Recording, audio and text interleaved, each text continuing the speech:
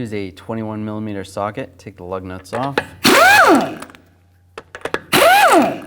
and take the wheel off. Take a 17mm socket, and take this nut off.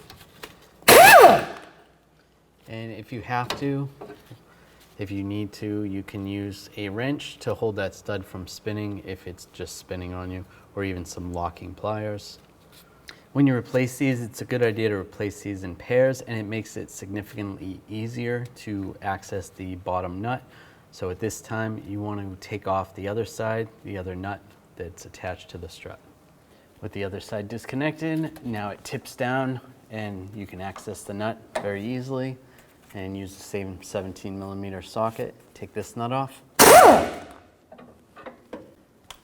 and just slide the link right out. Take the new link, slide it in position. You can take a 17mm wrench and slide this on the stud so it doesn't spin.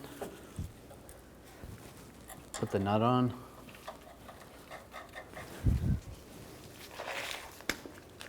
You can get this started with an impact gun. And torque it to 87 foot-pounds.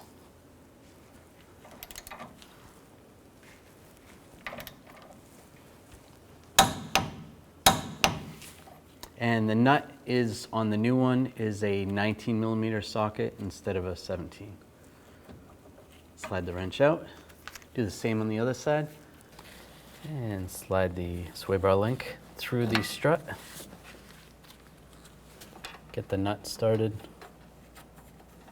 You can take a 17mm wrench and put it on the stud of the sway bar link and snug this down first.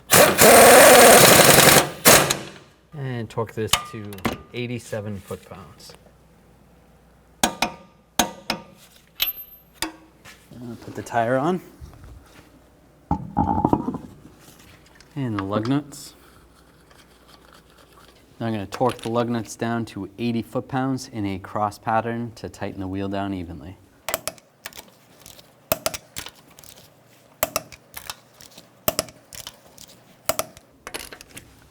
We'll just go around again, double check.